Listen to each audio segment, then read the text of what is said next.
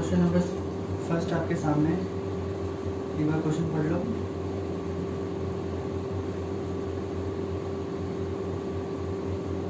तो फिर क्वेश्चन और डायग्राम दोनों देख लिया, तो स्टार्ट करते हैं इस क्वेश्चन को। हमें इसका निकालना है पी आर क्यू। तो पी आर क्यू है कहाँ पर, पी आर क्यू, जो कि हमें नहीं पता था, हम इसे एक्स मान लेंगे।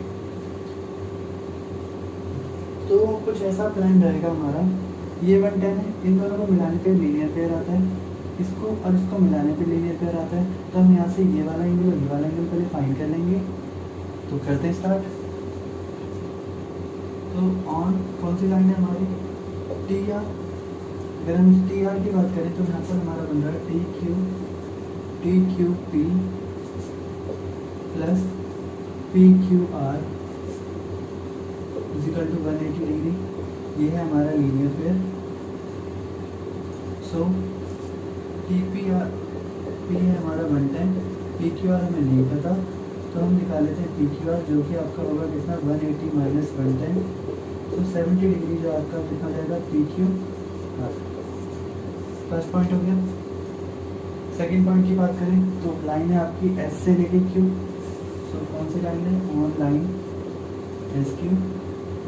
सो S P R angle plus P Q are 180 हो जाएगा, क्यू लीनियर पेयर। सो एस पी आर है आपका 135 प्लस पी क्यू आर, यहाँ पर पी क्यू आर नहीं होगा, क्यू पी आर होगा, क्योंकि ये दोनों मिलाने पे 180 बनेगा। सो क्यू पी आर आपको नहीं पता यहाँ पर भी, सो 180, सो क्यू पी आर आपका हो जाएगा 180 माइनस 135। सो 10 में से 5 गया 5, 7 में से 3 गया 4, सो क्यू पी आर है आपका 45। सो अगर हम इस क्वेश्चन में पुट करें तो हमें पता चल गया ये 45 है आपका और ये आपका 70 है। हमें निकालना x, तो हमें इन दोनों भारों के बाहर वाले एंगलों की जरूरत नहीं है। तो कुछ हमारे लिए इतना सा ट्राइंगल काफ़ी है, क्योंकि हमें ये पता है कि sum of all angle of triangle कितना होता है, 180। So in triangle P Q R, angle P plus angle Q plus angle R is equal to 180 होता है। So 45 70 plus x is equal to 180, तो 45 और 70 कितना होता है, 5 7 और 4 11, 110 plus x is equal to 180। So x is equal to 180 minus 115, so आपका answer आएगा 10 में से 5 क्या 5, 65 is the right answer. Clear. तो बात करते हैं क्वेश्चन नंबर 2 की। इसका डायग्राम नीचे बनाया हुआ है। इसके अंदर मेरा एंगल एक्स आपका 62 है, एंगल एक्स वाई जेड आपका 54 है, और ठीक है, तो आपको फाइंड क्या करना है, आपको फाइंड करना है आपको इसमें O Y O Z Y O Y sorry Y O Z, आपको तो दो चीज़ें फाइंड करनी, ठीक है। सबसे पहले देखते हैं ट्राइंगल बना कैसे होगा, ठीक है। तो स्टार्ट करते हैं। सबसे पहले अगर मैं देखूँ तो मुझे नहीं पता यहाँ पर कुछ था भी, लेकिन ट्राइंगल क्वेश्चन की स्टार्टिंग देखें तो कहता है एक्स आपका 62 है, एक्स वाई जेड आपका 54 है, ठीक है। तो हमारे सबसे पहले मन में क्वेश्चन अराइज होगा ये कितना है, तो हम आएंगे सॉल्यूशन की तरफ। यहाँ से स्टार्ट करते हैं। So in triangle X Y Z sum of all angle कितना होता है, ऑल एंगल इज 180। सो अगर angle x plus angle y plus angle z आपका 180 डिग्री है, जहाँ पर x आपका 62, 54 बाय z आपको नहीं पता, सो आप पहले z निकालेंगे। इन दोनों का सम 4 और 2 6, 6 और 5 11। सो एंगल z आपका है 180 माइनस 116, 10 में से 6 गया 4, 7 में से 1 गया 6, सो z आपका है 64। कितना क्लियर है। z की वैल्यू कितनी है 64,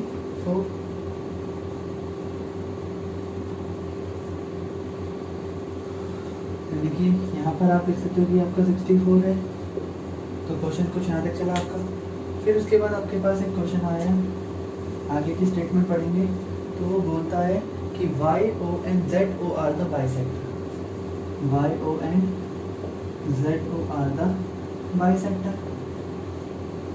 अब वाई ओ बाइसेक्टर है किसका, इसने बाइसेक्ट करा आपके एंगल वाई को, इसने बाइसेक्ट करा आपके एंगल जेड को। बाइसेक्ट क्या होता है, तो बाइसेक्ट का मतलब होता है divide it into two equal parts, दो बराबर हिस्से कर देना।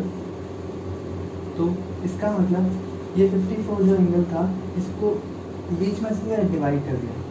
54 का आधा था 27 ये 27 ये, तो यानी कि कुछ ये 27 बन गया ये वाला हिस्सा। ऐसे ही z को भी जब किसी ने डिवाइड करा तो ये वाला हिस्सा आपका बन गया कितना 32, बताएंगे कैसे आया 32 भी, और ये ऊपर आके मिल जाते हैं। तो वाई ओ ये है ना, ओ वाई ने डिवाइड करा एक्स वाई को, ओ जेड ने डिवाइड करा जेड एंगल को, ठीक है। तो लिखो यहाँ पर, सो यहाँ पर स्टेटमेंट लिख रहा हूँ Y O bisect angle X Y Z, इसका मतलब है एंगल ओ वाई जेड आपका होगा half of angle Y. So half of angle Y है आपका 54 का हाफ कटेगा, आपका आंसर आएगा 27। वर्ड्स में तो लिखना पड़ेगा आपको, तो 27 आ गया। सिमिलरली तो कुछ इसके लिए भी होगा, ओ जेड है, ओ जेड ने बाइसेक्ट करा एंगल जेड को, तो इसको भी निकाल लेते हैं। सिमिलरली बाइसेक्ट एंगल जेड या एक्स जेड वाई लिख सकते हो। So O Z Y X Y Z O Z Y बनेगा half of angle Z. So half into में एंगल जेड है आपका कितना 64 आया था, तो उसे डिवाइड करा आ गया आपका 32। तो क्लियर है इतना आपको। तो हमें पूछा था पहले निकालो ओ जेड वाई, हमने निकाल दिया थे कितना है 32 आया है। अब हमें निकालना है Y O Z, Y O Z कहाँ पर आता है, तो उसने कहा Y O N Z, Y O N Z आपको ये वाला निकालना है। अब आपको पता है ये पूरा ट्राइंगल भूल जाओ, ऊपर वाला, नीचे वाले को फोकस करते हैं सिर्फ।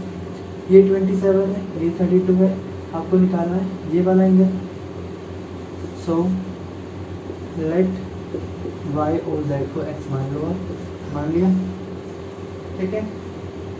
तो जब आपका ये एक्स हो जाएगा तो यहाँ पर आप एक्स लिख दो। सो एक्स प्लस वाई, वाई मत लिखो सीधा डायरेक्टली लिख दो, कोई बड़ी बात नहीं। X plus 27 degree plus 32 degree equal to 180, क्योंकि आपको पता है सम ऑफ ऑल एंगल कितना होता है, all angle in triangle is 180। तो इस ऐसे केस में क्या रहेगा, x इन दोनों को प्लस कर दो, 7 और 4, 7 और 2 9, 3 और 2 5 degree is equal to 180। So x is equal to 180 minus 59 degree. So 10 में से 9 गया 1, 7 में 5 गया 2, 121 डिग्री। क्लियर है। सो ओ वाई जेड, सो वाई ओ जेड मिल जाएगा आपका कितना 121 डिग्री। क्लियर है।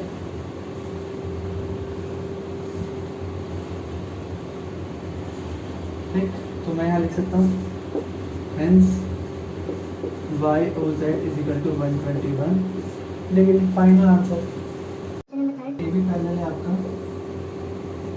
डी ई के बी ए सी बराबर है 35 के, C D E is equal to 53। So find करना आपको क्या, डी सी ई। चलिए मार्क करो डी सी कहाँ पर आ रहा है तो डी सी ई, तो आपको ये निकालना है, एक्स मान लो।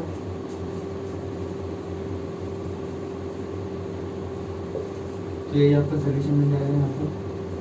क्या बोला गया, बी ए सी आपका 35, ये आपका 53 क्वेश्चन में मार्क्ड है ऑलरेडी। हमको इसका प्लान करना है, करना क्या है, ठीक है। तो सबसे पहले आते हैं हम ट्राइंगल, सबसे पहले आते हैं लाइन पर, ए बी पैरेलल है आपकी किसके पैरेलल है, डी ई के। तो अगर हम देखें ये लाइन ए बी हमारी पैरेलल है डी ई के, कुछ ऐसे है, और जो ए से लेके ए लाइन है कुछ ऐसी ही आपको इंटरसेक्ट कर रही है, काट के जा रही है। तो हमें दोबारा बताएं ये वाला एंगल आपका किसके बराबर होगा, इसके बराबर होगा, ठीक है। तो इसका मतलब आपका ये एंगल कौन सा है, so B A E is equal to D E A, ऐसे लिख सकते हैं, क्यों, ऑल्टरनेट एंगल, ठीक है। ऑल्टरनेट एंगल बोलते हैं ऐसे कि जब भी दो लाइनें पैरेलल होते हो तो जब भी ये दोनों कटेंगे तो ये दोनों एंगल बराबर होंगे बाय ऑल्टरनेट एंगल। तो ऐसे केस में ये तो हमारा 35 है इस क्वेश्चन में, अंदर वाला हमें पता नहीं है, इसका मतलब 35 is equal to D E A हो जाएगा। तो ऐसे केस में ये भी आपका 35 हो जाएगा, कहने का मतलब ये 35 तो ये भी 35 हो गया।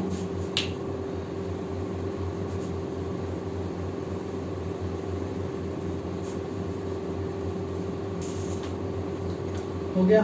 तो अब ध्यान से नीचे वाला ट्रायंगल देखिए जहाँ पर डी ई सी, तो आपको दिख रहा है कि 3 में से अगर आप फिर इसके बाद आप ये पूरा भूल जाइए, फिर इतने में ध्यान दीजिए।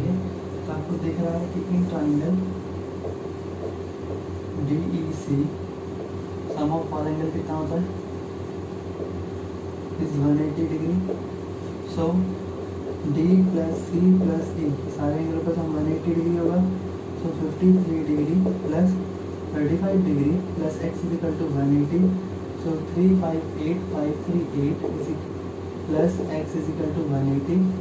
सो X is equal to 180 minus 88, 10 में से 8 गया 2, 17 में से 8 गया, सॉरी 10 में से 8 गया 2, 7 है, 7 में से 8 जाएगा, 17 में से 8 गया, कितना आएगा आपका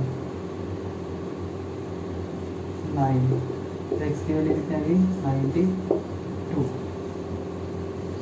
सो एक्स क्या था आपका, तो D C E is equal to 92। तो क्वेश्चन नंबर 4 आपके सामने है, यहाँ पर एक फिगर बनी हुई है, सारे वैल्यूज के अंदर पुटेड हैं, बस आपको ध्यान से एक बार समझ लेना है। तो सबसे पहले ये निकालना है कि फाइंड क्या करना है। तो एस क्यू टी कहाँ पर है, पहले तुम सर्च करो एस क्यू टी, तो ये वाला हिस्सा आपको निकालना है। तो जो भी निकालना हम उसका एक्स मान लेंगे, लेट एक्स हो गया। तो यही हमारा सोल्यूशन स्टार्ट होता है यहाँ पर, इसमें सारे पार्ट हम गिवन के अंदर लिख देंगे, ठीक है।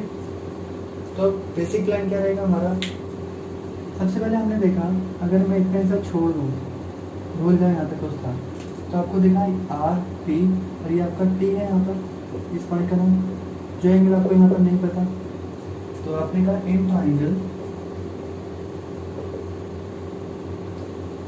नाम क्या रहेगा इस ट्राइंगल का, P R T. In triangle P R T sum of all angle कितना होता है, इज 180 डिग्री। सो 95 प्लस ये आपका 95 है, ठीक है, ये 95 है। तो 95 plus 40 plus P R T, P T are कौन सा एंगल है, पी टी आर, ये वाला फाइंड करना हमको पहले। सो 180, सो पी टी आर आपका कितना हो जाएगा, इन दोनों का सम आएगा 135, जो कि यहाँ जाके माइनस हो जाएगा। तो पी टी आर आपका हो जाएगा बराबर, माइनस करेंगे जब आप इसको, 10 में से 5 या 5, 17 में 30 जाएगा तो आपका आंसर आएगा 4। तो आपका आंसर आएगा पी टी आर 45। तो ये एंगल आपका 45 हो गया, कुछ ऐसा, ठीक है, ठीक, इतना हो गया। अब अगर हम फिगर को वापस ज्वाइन कर दें तो आपको देख सामने आएगा कि एक एंगल है जो, तो आपको दिख रहा है ये वाला जो एंगल है वो इसके इक्वल हो जाएगा, क्यों, because P T R is equal to S T Q vertically opposite angle.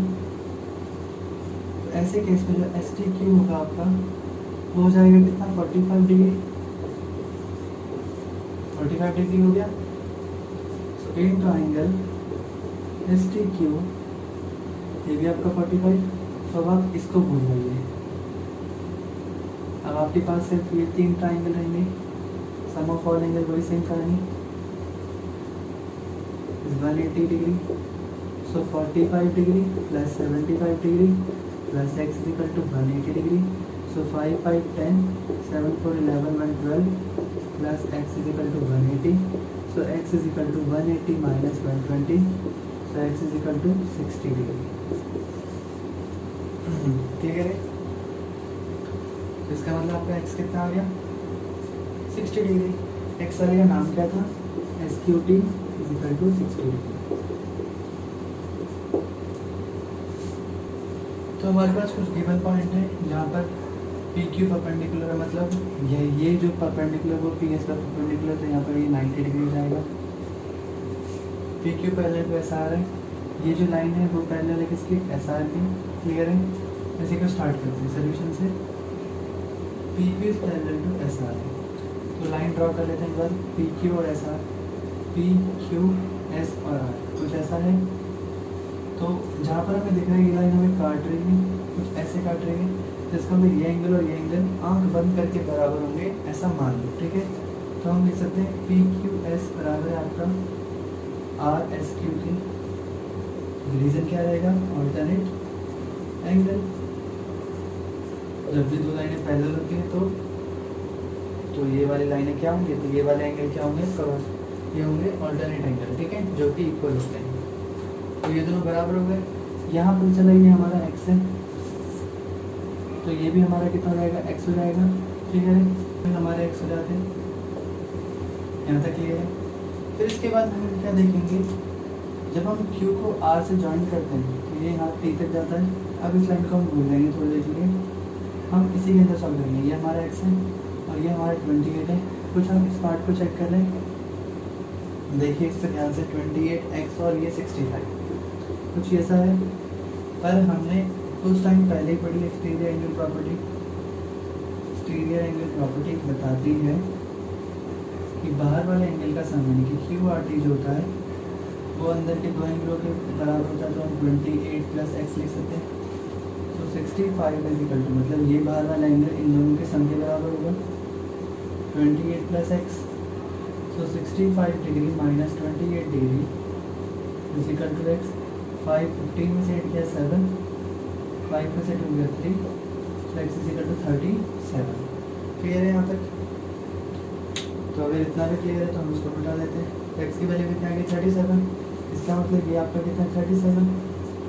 और इससे पहले जब आप जिसमें थे तो ये बताया था कि दोनों इक्वेशन क्या देंगी आपकी बराबर। ये अगर हम इसको इक्वेशन नंबर 1 करें तो मैं लिख सकता हूँ in equation number 1 PQS is equal to RSQ, यही था। तो ये दोनों आपके कितने रहेंगे 37 हो जाएंगे। क्लियर है? तो इसका मतलब अगर ये 37 है तो ये भी आपका कितना रहेगा 37।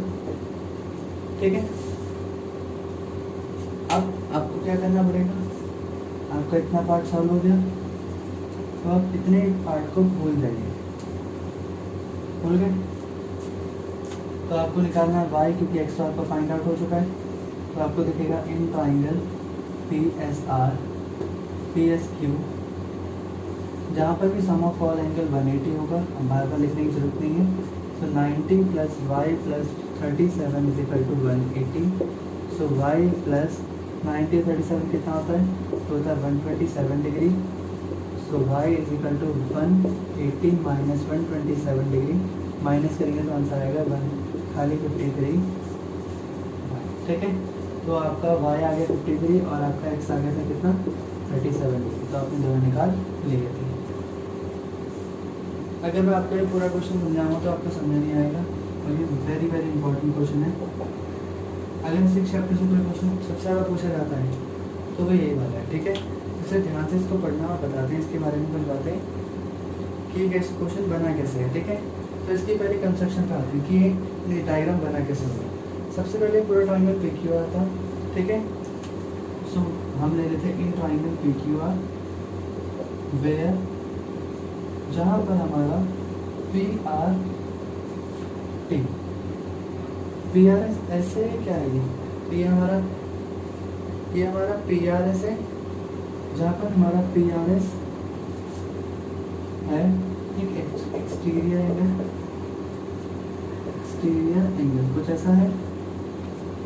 तो हमें एक्सटीरियर एंगल प्रॉपर्टी बताती है कि पी आर एस जो होगा यानी कि ये वाला एंगल तो अपने दो सामने वाले एंगलों के सम के बराबर होगा। So P Q R plus Q P R हो जाएगा, जहाँ पर पी क्यू आर ये वाला है, क्यू पी आर ये वाला है।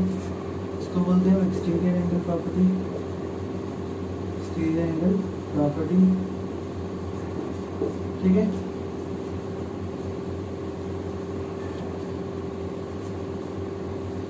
तो ये हमारी इक्वेशन नंबर फर्स्ट है।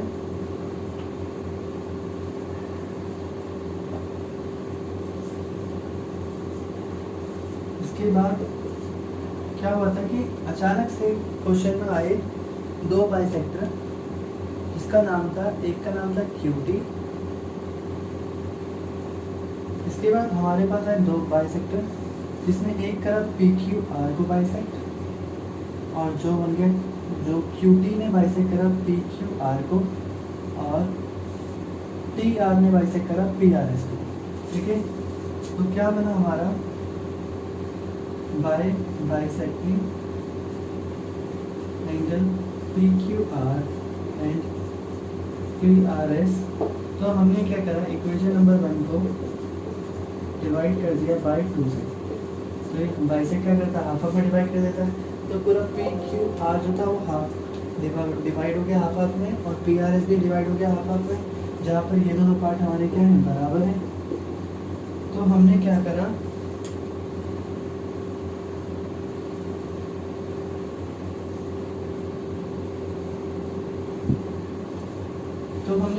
हमने PRS को P हाफ कर दिया,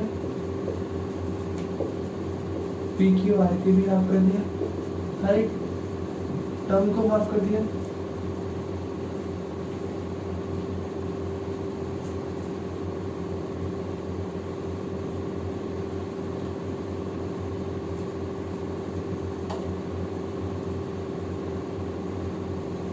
ठीक है, तो PRS ये पूरा का पूरा एंगल PRS है यहाँ से लेके यहाँ तक। तो जब इसकी बात है हाफ की, तो हाफ क्या होगा, तो यहाँ मैं लिख रहा हूँ, उनको नोटेट करते रहना। PRS का हाफ जो होता है वो आपका हमने मान लिया TRS, क्या मान लिया, TRS। ठीक है, 0.2। सो मैं इसलिए इसका हाफ होगा TRS। कहने का मतलब PRS इतना बड़ा था तो इसका हाफ हमने मान लिया सिर्फ इतना, TRS हो गया। ऐसे ही PQR इतना बड़ा था, तो PQR का हाफ हो जाएगा हमारा TQR। तो ये पॉइंट हो गया हमारा थर्ड पॉइंट। ध्यान रखना ये पॉइंट बहुत इंपॉर्टेंट है। तो PQR का हाफ हमारे पास कितना होता है, TQR, यही होता है। बट हमने देखा है QPR, इस एंगल का कोई हाफ नहीं होगा, तो ये हाफ का हाफ ही रहेगा QPR। ये हमारी इक्वेशन नंबर है कौन सी, 2। वो तो बस एक पॉइंट है, ये सिर्फ पॉइंटों के नाम है, ये मेन इक्वेशन है। ठीक है, अब आते हैं हम किस पर, यहाँ तक हो गया हमारा। तो ये हमारा क्वेश्चन का हाफ पार्ट सॉल्व हो गया। हाफ पार्ट और करना हमें, जहाँ पर हम क्या करेंगे, अब हम सिर्फ इस क्वेश्चन के बाइसेक्टर्स पर ध्यान देंगे। तो अगर मैं सिर्फ इसको हटा दूँ, फर्स्ट डायग्राम को, सेकंड डायग्राम को सिर्फ मैं देखूँ, तो अगर मैं बाइसेक्टर, जैसे QT एक बाइसेक्टर था, TR एक बाइसेक्टर था, अगर मैं सिर्फ इन पे ध्यान दूँ तो इस पार्ट को मैं मिटा रहा हूँ। ठीक है, तो अगर मैं सिर्फ इस पार्ट पे ध्यान दूँ, bye joining the bisectors TQ and TR formed triangle TQR where TRS is an exterior angle। क्या समझ में आया, जब हम सारे बाइसेक्टर को मिला देते हैं तो ये हमारा कुछ ट्राइंगल बनता है, जहाँ पर TRS ये वाला एंगल एक्सटीरियर एंगल है। तो एक्सटीरियर एंगल प्रॉपर्टी कहती है TRS जो होगा वो हमारा बराबर होगा किसके, अंदर के दोनों के सम के बराबर। तो एक है हमारा टी क्यू आर और एक है हमारा क्यू टी आर।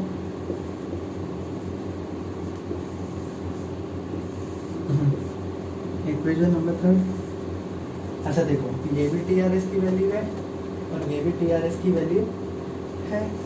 तो ऐसे केस में हम क्या करेंगे, हम दोनों की वैल्यू को सब्स्टिट्यूट कर देंगे, क्योंकि वो भी टी आर एस है और ये भी टी आर एस है।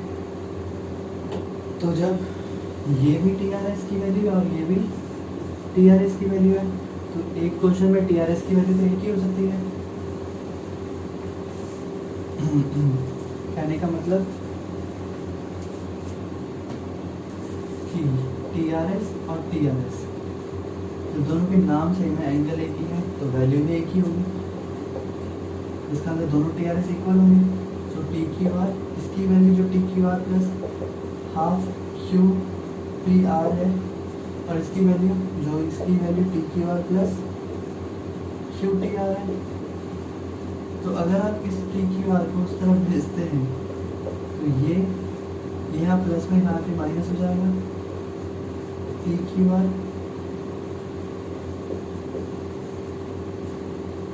प्लस 1/2 क्यू टी आर, यहाँ अकेला क्यू टी आर आ जाएगा एंगल, ये दोनों आपस में कैंसिल हो जाएंगे, तो आएगा half Q P R is equal to angle Q T R.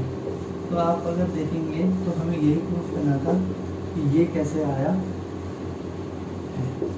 तो हमने ये प्रूफ कर दिया कि हमारा आंसर कैसे आना था। क्लियर है। इसके बाद इस क्वेश्चन को एक बार दोबारा रिवाइज करना।